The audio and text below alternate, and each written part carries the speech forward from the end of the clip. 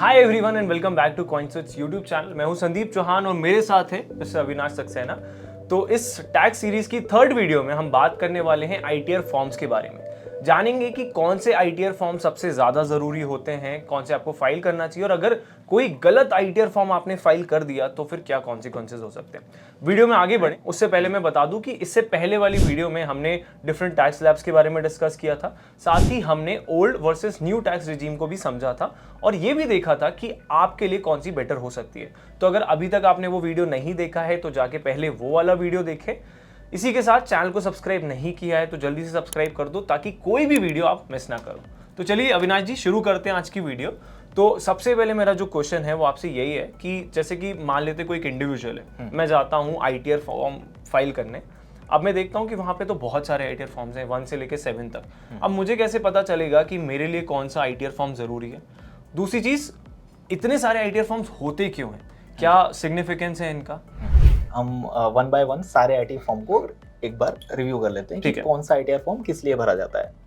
तो आईटीआर 1 जो होता है वो सबसे फर्स्ट आईटीआर है, और अगर आपकी केवल सैलरी इनकम है या इनकम फ्रॉम अदर सोर्सेज है, लास्ट टाइम हमने बात किया था अदर सोर्सेज में यानी इंटरेस्ट इनकम है, या फिर आपकी इनकम फ्रॉम हाउस प्रॉपर्टी है यानी रेंटल इनकम है, तो आपको आईटीआर 1 के लिए जाना है। ठीक है, इसमें साथ में एग्रीकल्चर इनकम भी इंक्लूड होती है लेस देन 5,000 तक। तो आईटीआर 1 आपको पता चल गया ये सोर्सेज है, तो आपको आईटीआर 1 फाइल करना है। आईटीआर 2 एडिशनली क्या इनकम के लिए होता है, तो आईटीआर 1 का जितना भी हमने सोर्स बोला उतना ही पॉइंट्स प्लस आपका कैपिटल गेन्स भी अगर है, यानी आपने कोई इन्वेस्टमेंट सेल किए तो आईटीआर 2 फाइल करना पड़ेगा। यानी कि कोई स्टॉक मार्केट में अगर आपने सेल किया है, म्यूचुअल फंड सेल किया या तो अपनी कोई फ्लैट सेल कर दिया, लैंड बिल्डिंग, किसी तरह का कैपिटल एसेट बेसिकली आपने कोई सेल किया तो आईटीआर 2 है।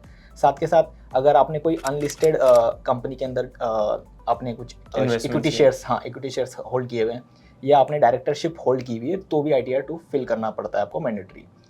अब आईटीआर 3 पे आते हैं।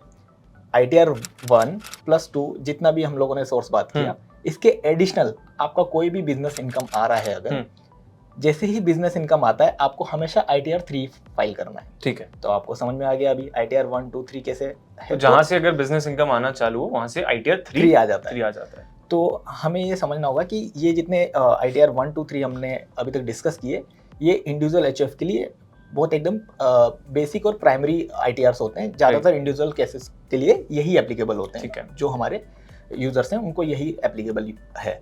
बट आप इसके बाद आईटीआर 4 पे अगर हम लोग जाते हैं तो आप देखेंगे उसमें अगर कोई बिजनेस और प्रोफेशन किसी का है और प्रिजम्पटिव बेसिस पे अगर वो टैक्स भरना चाहता है तो उधर सेक्शन 44 एडी और एई और एडीए करके एक सेक्शन से वो वहाँ पर एप्लीकेबल होते हैं और प्रिजम्पटिव टैक्सेशन भर सकते हैं।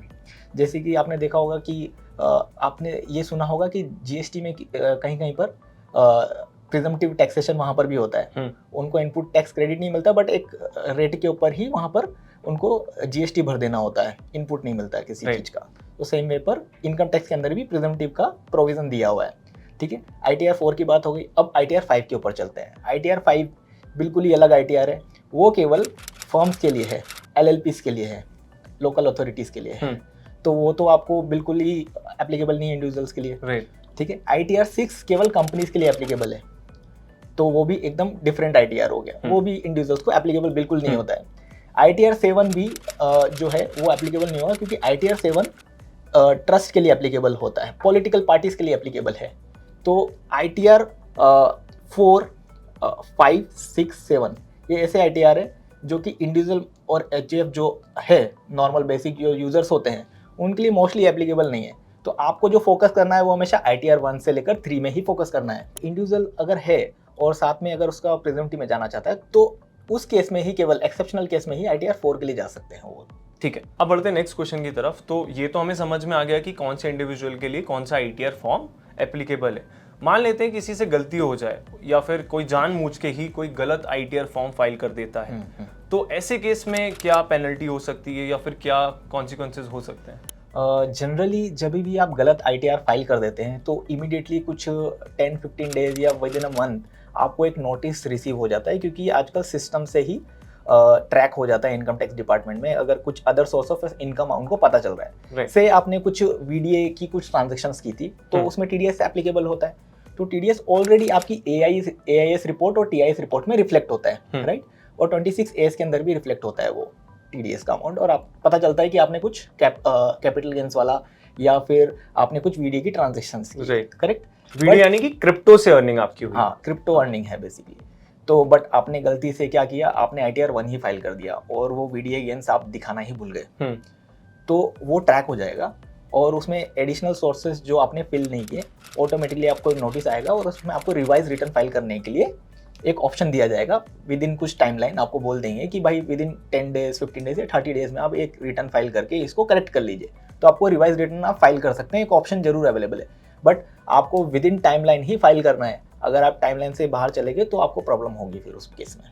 तो जैसे अविनाश जी अभी आपने डिफेक्टिव रिटर्न के बारे में मेंशन किया, तो ये डिफेक्टिव रिटर्न कौन से केसेस में आता है और कैसे इसे अवॉइड किया जा सकता है? हाँ जी, ये सबसे कॉमन मिस्टेक है जो यूज़र करता है, जिसकी वजह से आपको डिफेक्टिव रिटर्न के नोटिस आते हैं सेक्शन 139(9) के अंदर। तो डिफेक्टिव रिटर्न कैसे हो सकता है, या तो आपने ITR फॉर्म गलत चूज़ किया हो या आपने रॉन्ग डिटेल्स अपनी इनकम की भर दी हो, है ना, उसकी वजह से होता है। इसके अलावा बैंक डिटेल्स की वजह से, या TDS आपने जो क्लेम किया उसका अमाउंट सही से नहीं फिल किया, या आपने जो भी TDS फिल किया सामने वाले ने वो रिटर्न फाइल ही नहीं किया, आपके उसमें क्रेडिट नहीं दिखता, तो इसकी वजह से भी डिफेक्टिव रिटर्न्स के केसेस आ सकते हैं। बट इसको अवॉइड करने के लिए सबसे जो जेनरिक मिस्टेक होती है जो यूज़र करता है वो ये होती है कि अपने सोर्सेस को आइडेंटिफाई नहीं करता। जैसे कि हम लोगों ने बताया कि फर्स्ट स्टेप हमेशा यही होना चाहिए, आपको हमेशा अपने सोर्सेस को आइडेंटिफाई करना चाहिए कि मेरे को कितने सोर्सेस से इनकम आ रही है, तो आप सही ITR चूज कर सकते हैं। एक बार जब आपने अपने सोर्सेस आइडेंटिफाई कर लिए तो आप सही ITR भरेंगे, राइट, तो ऑटोमेटिकली आप डिफेक्टिव रिटर्न से इस तरह से बच सकते हैं। ठीक है। आई थिंक आज के इस वीडियो में हमने सब कुछ ITR से रिलेटेड कवर कर लिया है, साथ में ये भी बता दिया है कि आपके लिए कौन सा ITR फॉर्म एप्लीकेबल है।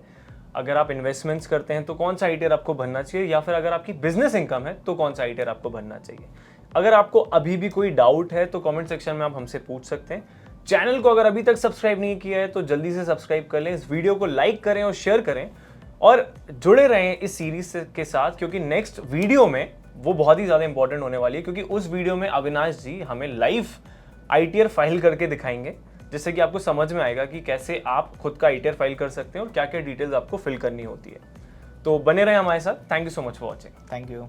Crypto products and NFTs are unregulated and can be highly risky. There may be no regulatory recourse for any loss from such transactions.